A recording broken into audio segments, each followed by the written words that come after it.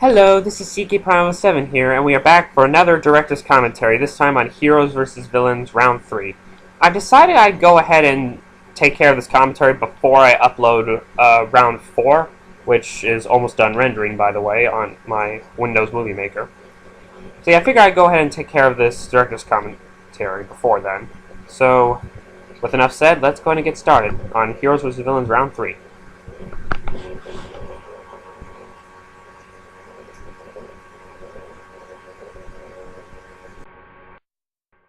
So we start off with Dawson and Fievel going to meet Basil and the other mice. Fievel tries to explain to Basil about his situation, but Basil is just ignoring him and being his douchebag self, and just, working on experiments and waiting for Mrs. Brisby to deliver a letter that could be very important. Which, I'm not going to say anything yet, but you'll just have to wait for another round, I think. And yeah, Olivia is in this faction as well.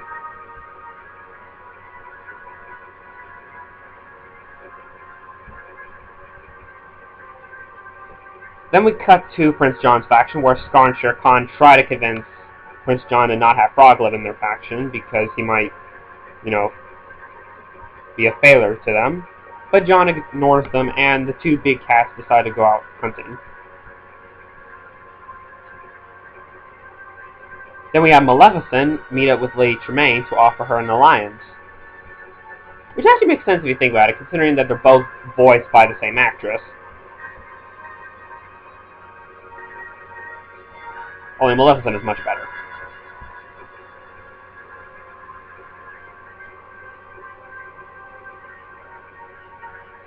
Just watching it right now. I don't know if y'all could hear that, but there was supposed to be a sound bit right there with Maleficent where she says, with all that, I'll be on my way, or something like that. But you could barely hear it, unless you have good hearing. So then we cut to this scene with Balto and his friends wander through the forest as they feel like they're being stalked.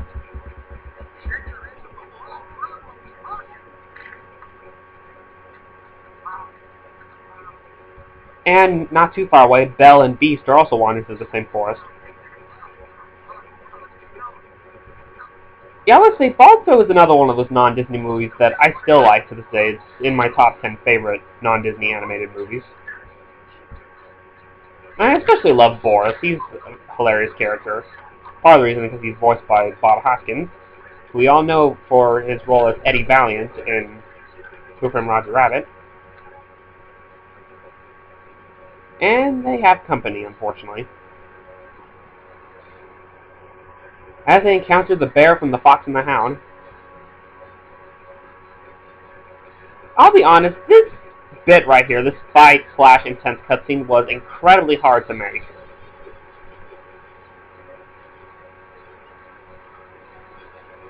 And elsewhere, Lumiere and Cogsworth are wandering through the snow.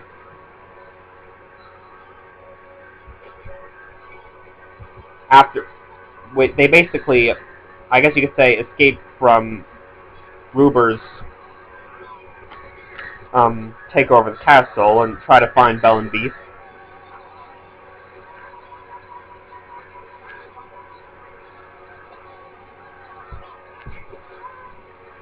Beauty and the Beast: The Enchanted Christmas, I think it's an okay sequel, well, mid-quill actually, but I thought it was okay.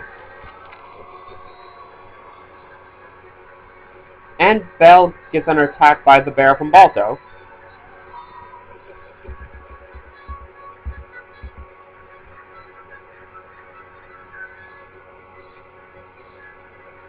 Yeah, Beast is up. Beast. Yeah, I got nothing. And Jenna comes to the rescue.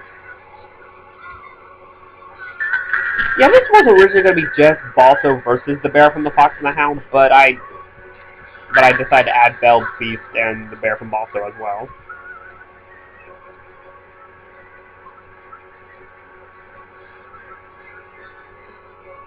Just what we're watching at the moment.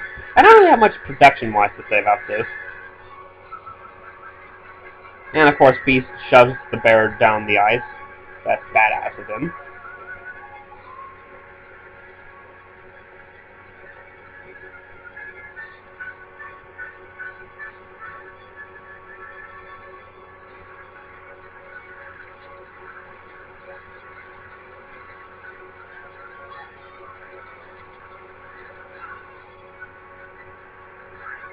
Now, for those who look confused at what happens around this point, basically, yeah, Belle also falls in the ice. And Muck and Lux, they jump in the water, and they basically stumble upon Belle and save her, and Beast falls in the water and saves Balto. Why? I don't know, I just thought about doing something like that. Just a way to get the two groups of heroes to meet. These two polar bears always cracked me up when I was a kid. I mean, but looking back, I never realized they were voiced by Phil Collins, who we all know for his wonderful song work in Tarzan and Brother Bear.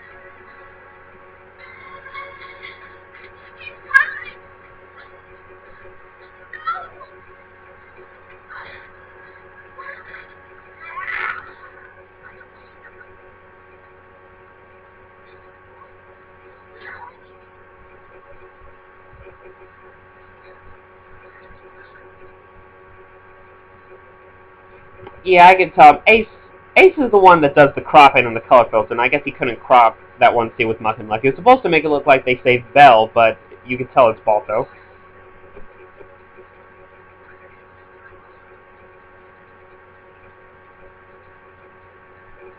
And the two factions now join.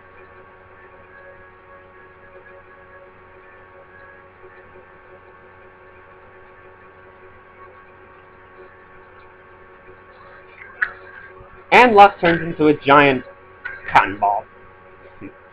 And that scene always makes me laugh. So now we go to our actual fight, Robin Hood versus Prince Froglip.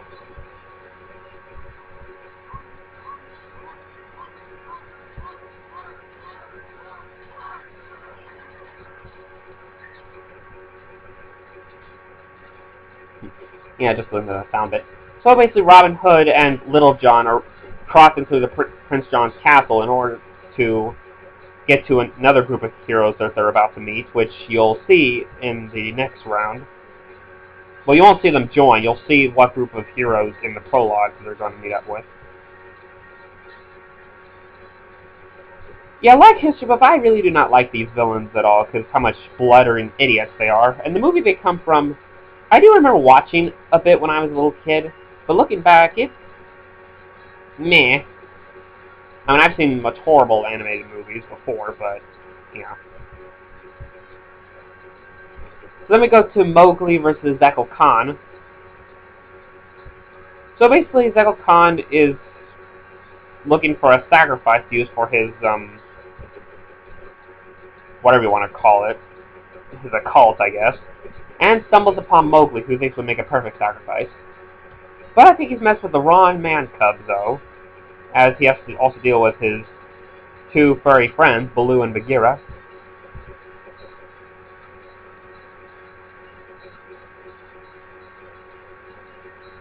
Yeah, nose a little itchy. This fight was also kind of hard to make, because Zekel Khan doesn't have a heck of a lot of fight footage, and I want to save his stone jaguar for later.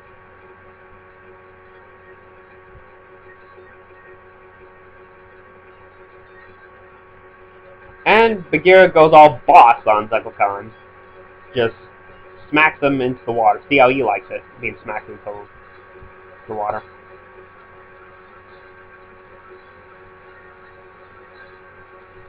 Then we go to Sinbad versus Captain Hook. Now, I actually enjoyed making this fight.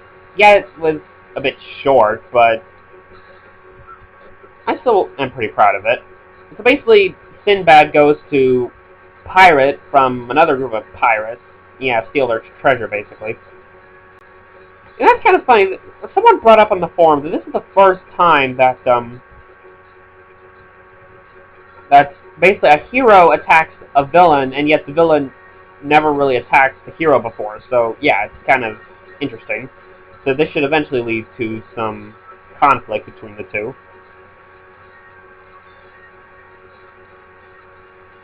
Yeah, Sinbad Legend of the Seven Seas, I actually do like that movie. I think it's very underrated. It's probably the only film I could think of that I actually appreciate Brad Pitt's work, in this case as Sinbad. I'm not that big of a fan of Brad Pitt.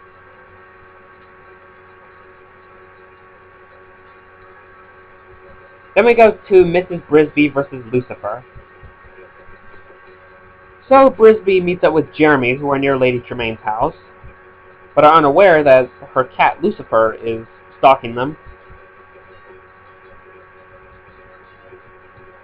The Secret of Nim, I've only seen this movie a few times, so yeah, and I gotta say, it's another great Don Bluth movie.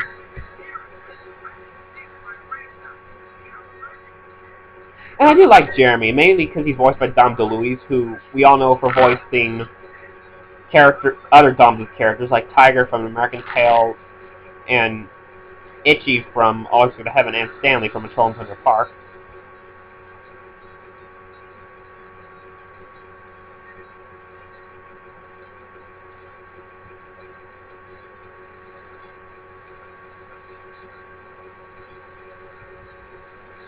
But during the chaos, unfortunately, Brisby loses the letter that may be important for Basil and the mice.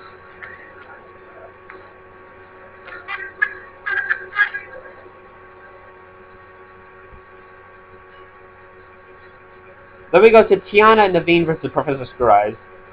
Some people were kind of confused at what happened here. Like, basically, from what I could come up with, Tiana and Naveen were in the middle of planning for their restaurant, but they soon come across Screw Eyes, who says he can help them out with this. Tiana, after experience with Cecilia, tries to not do anything, but Naveen, being a dumbass, decides to try to look for the offers, as they need some extra cash. And basically, what I think is interesting for this is it's not just a form of magic, but if y'all remember from We're Back at Dinosaur Story, the brain drain basically de-evolves anyone who takes it, so it de-evolves Tiana and Naveen to become frogs. So yeah, I wasn't exactly that proud of that fight anyway. It's not really one of my favorites I've done.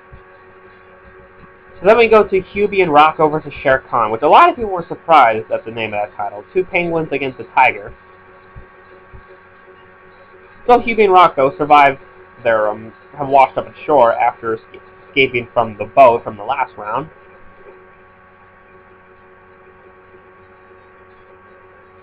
But are soon stalked by Shere Khan,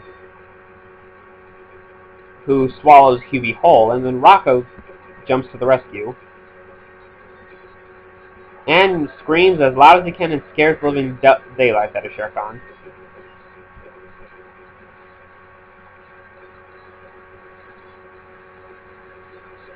And in case you're wondering how Hubie was able to punch Shere Khan, it's because, well, History Buff suggested this idea about having the pebble be radioactive because it's a meteorite. So I guess you could say it gave Hubie some supernatural strength, which would explain how he's able to punch Shere Khan like that.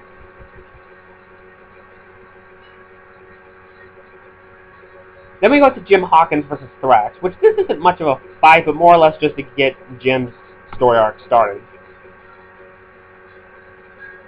So Thrax approaches the Benbow Inn and goes after Jim because he's sent by Zurg to go after a certain item.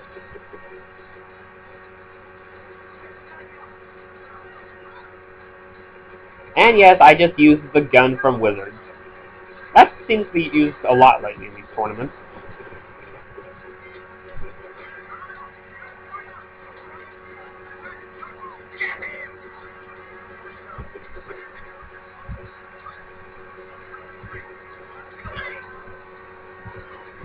I will say though, in case y'all are wondering, Thrax is not going to be Jim's main rival in this tournament. You'll see later who his main rival in this tournament will be.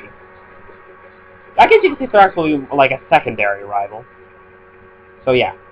And finally we get what has to be one of my best fights I've done in this tournament so far. Littlefoot and friends versus Scar and the Hyenas. So Scar and the Hyenas go out on their hunt and stumble upon a group of young dinosaurs, which somehow are here. I guess you could say logic is totally screwed in this tournament, just like all the other tournaments. And so the hyenas go out on the hunt. And you can tell the vultures from the Jungle Book are here as well. I'll be honest, Littlefoot and Friends I am actually excited to use in this tournament, because I love the Lamport time, alright? The sequels, let's just say I have mixed opinions on the sequels. Like, second, third, and fourth, I thought were good. 5 through 10 are okay. I have not seen 11, 12, and 13, but I heard from some people that they're kind of decent. The TV series, I've only saw one episode, and it was... eh. So overall, I think The Lamport Time is a good series, but they can't stand up to the first movie, which I think is a beautifully made story.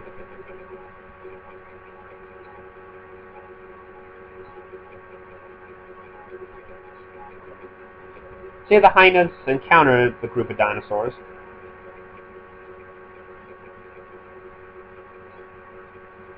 As they sneak off. And in case some of y'all don't know what this music is playing, it's called Saber Hunters. It's played in episode 5 of Walking with Prehistoric Beasts by BBC, which is the sequel to Walking with Dinosaurs. I'm surprised you guys haven't, a lot of you probably don't watch the Walking with series like I do, except for, I think, Dino Freak USA and Zero the Killer do. But I'm just saying, you guys could use music from one of those documentaries, because they have some really awesome music. Like this, for example.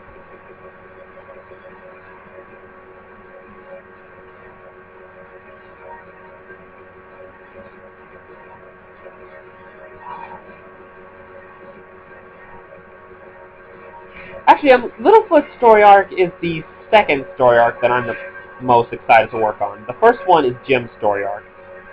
Yeah, I just said it. The story arc I'm the most excited to work on is Jim's, as y'all will see later on in this tournament. And Scar jumps in. In case some of you are wondering, I used the, I'm sort of playing with my laptop here. I used the second and the third Lamport Time movies, as well as the first one.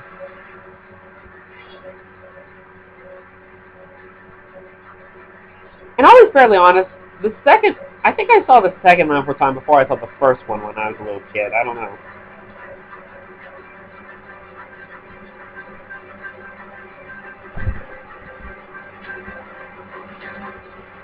And the T-Rex from Fantasia shows up.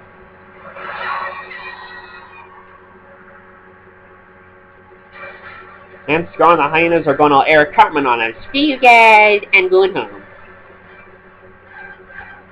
And I should thank Ace Face for including the, To Die For from The Lion King in this bit. I mean, I was originally going to have the music from this scene of the Lamport Time to play, but even though it is epic, it didn't quite flow as well as this. Like, Plan to Die For sounds much more intense and epic.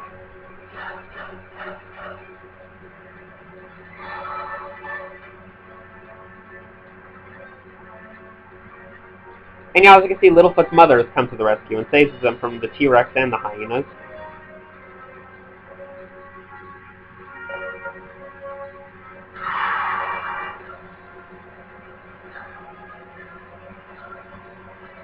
And there's something I noticed. I know the Lamport Time, it is a kid's movie, obviously, but if y'all look closely in the scene with Littlefoot's mother fighting Sharptooth, like when it's all shot, you only see the shadows of them fighting. You may notice there's like small specks flying off of Littlefoot's mother's body, which implies that Sharptooth is tearing some blood and flesh off of her. So that got me thinking, wow, that's dark. But then again, Don Bluth is known for putting some dark stuff in some of his movies.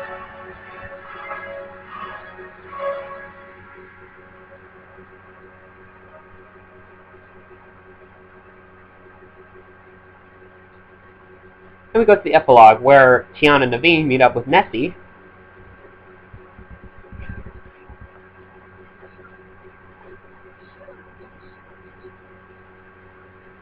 Yeah, Naveen, just flirt with every attractive reptile you come across. Yes, I just called the Lox monster attractive. Shut up. Then we have Zekko Khan run into Captain Hook, who recruits him into the Evil Queen's faction. Then we go to Planet Z, where Emperor Zur calls in his allies, Gantu and Thrax, and tells them that they need some more allies to start their evil schemes.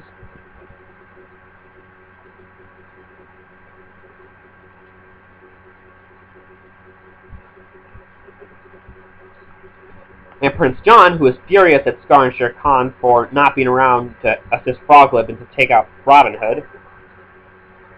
And Scar and Shere Khan do the right thing to leave Prince John's faction if Prince John's going to be such an idiotic douchebag like that, because he should be taking the blame out on Froglip. He's the one that failed to get Robin Hood. Then we have Jim and Dr. Doppler aborting the RLS Legacy, as Mulan notices them getting on and decides to get on the ship as well. And like I said, Jim's story arc is the one I'm most excited for, and Mulan is also in it as well.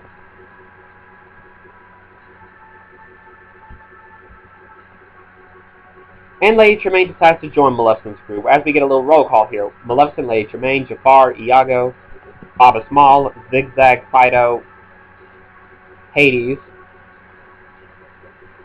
Rasputin, and Mok.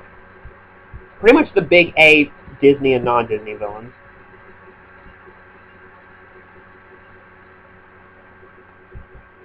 And then we get to what's probably by far one of the saddest things in these tournaments. I guess you all saw this coming when you saw Littlefoot's mother show up in this round. And this is pretty much why I included the vultures from the Jungle Book in this scene. So that way I edited the scene of Littlefoot's mother some. Because, you know, with the rain and it all being dark, it edits pretty well. Whoops. Yeah, if y'all heard that beeping sound, it was, the round 4 is done rendering. I'll deal with that in a little bit.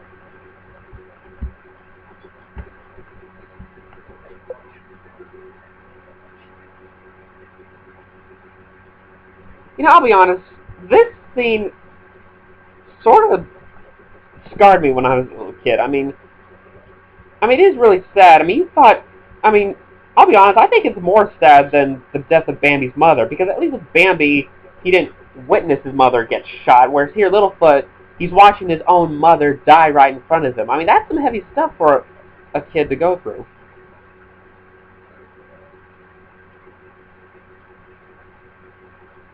And I just made probably one of the saddest epilogue ever.